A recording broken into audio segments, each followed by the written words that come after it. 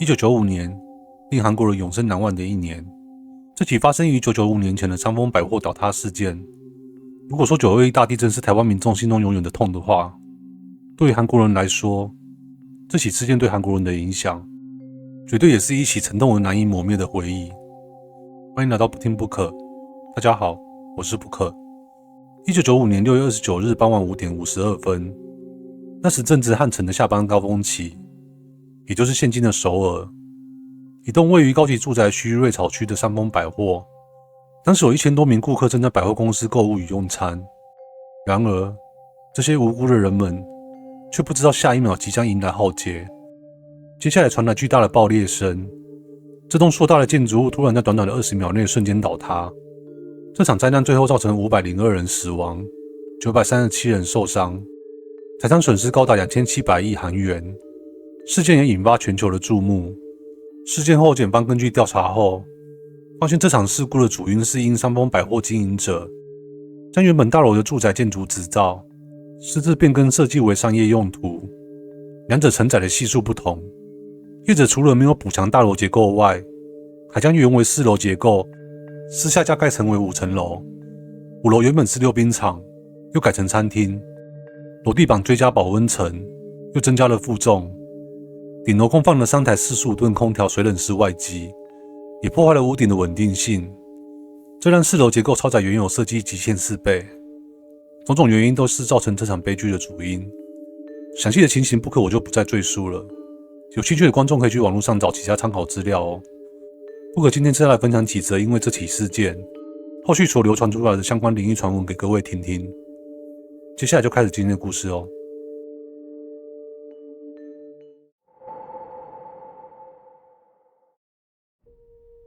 让我们把时间调回到1995年6月29号那一天。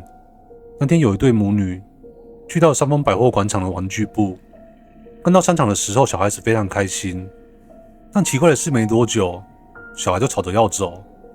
妈妈不解，怎么才刚来一下子就吵着要走呢？平时来这里，小孩都是玩到舍不得走，今天怎么和平时有些反常？但小孩坚决不愿意留在这边，一边哭闹一边对着妈妈说：“我不要在这里。妈妈，我们回家吧。”当时妈妈不肯走，以为小孩只是单纯的闹别扭，还带着小孩到楼下的超级市场逛。但没想到小孩却哭得越来越厉害，一直吵着要回家。妈妈没办法之下，只好带小孩回家。到家之后，让小孩在家里看电视。没想到，这时电视里播出的，正是播着他们刚才去的三丰百货广场倒塌的新闻。3层楼高的百货广场，就在刚刚毫无征兆的轰然倒塌了。小孩这时才对着妈妈说：“妈妈，我们以后都不要去那个地方了。刚才那个地方好恐怖。我刚才看到有个黑色衣服的人，戴着一顶黑色帽子，他身边用锁链锁着一个又一个人，他还想过来用锁链锁住我们。那个黑色衣服的人刚才掐着我的脖子，不让我说出来。”妈妈这时已经吓到全身瘫软，无法言语了。另一个故事只是消失的皮夹。百货公司崩塌了几个小时前，有个大婶在 shopping 过后，打算到地下楼层的西饼店买西饼后继续购物。他用心的选完西饼准备结账时，却发现自己的皮夹原本是满满的钱都不见了，但是卡片还在，唯独信用卡消失了。大婶以为是被扒手偷了，只好一边向店员道歉，一边懊恼的离开百货公司，准备去警察局报案。离开百货公司后没多久，大婶都听到背后出现了撕裂般的巨大声响，他的背后同时刮起了暴风，几乎将他推跌在地上。就在大婶提起精神回头望的时候，大婶的嘴吓得合不起来，原本矗立的建筑物已变成一堆瓦砾。幸好他和百货公司的距离还有大概30到40公尺，只受到轻伤，但是已经受到严重惊吓。大婶回家后想起自己的皮夹，打开后却吓呆了。原本以为遗失的钱和信用卡，竟然原封不动的放在原位。万一那个时候在买面包的时候，这些钱还在，而多花了3分钟的话，自己恐怕已经不在人世了吧。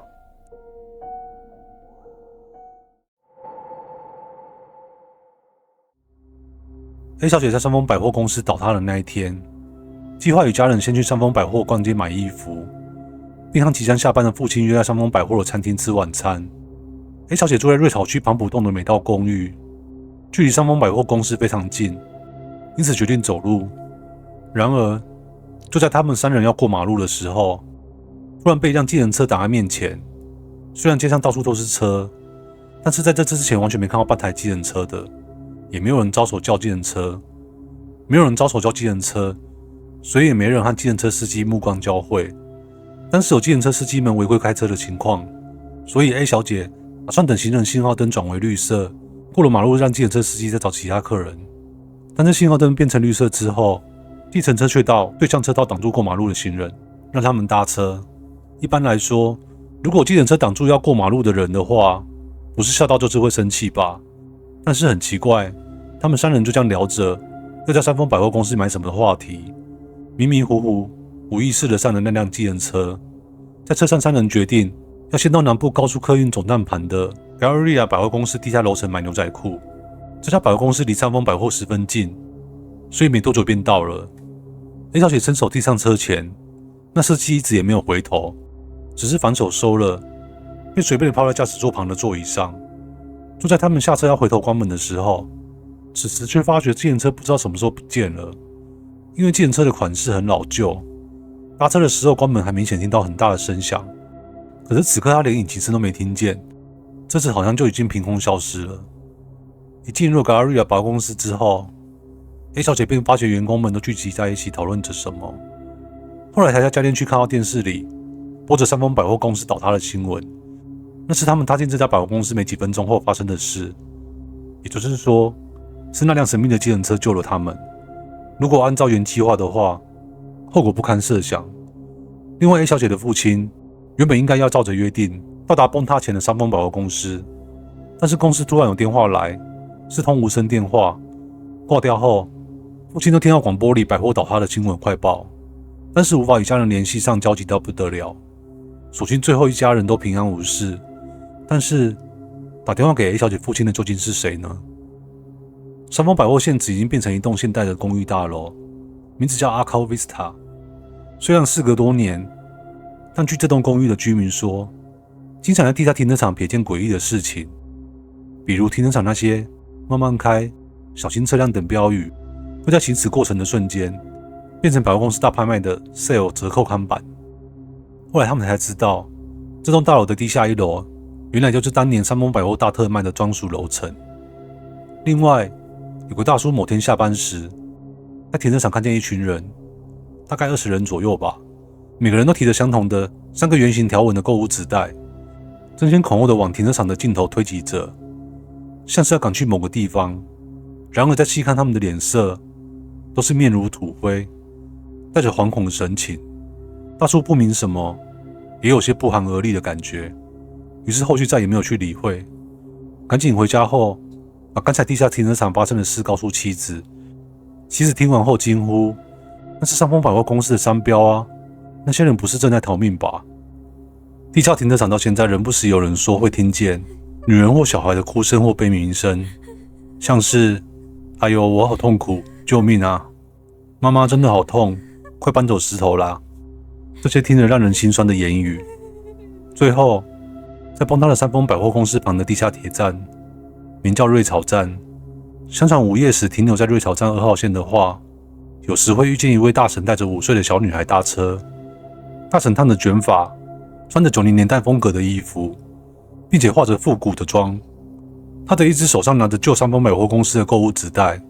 由于大婶也没有吓人害人，于是时间久了，大家也就见怪不怪了。生死有命，这些幸存者或许在冥冥之中，也许真的有某些无形的力量在保护着他们吧。不可觉得有时候人性的贪婪险恶，其实比无形的东西还要可怕。谢谢大家今天的收看，我是布克，我们下次见，拜拜喽。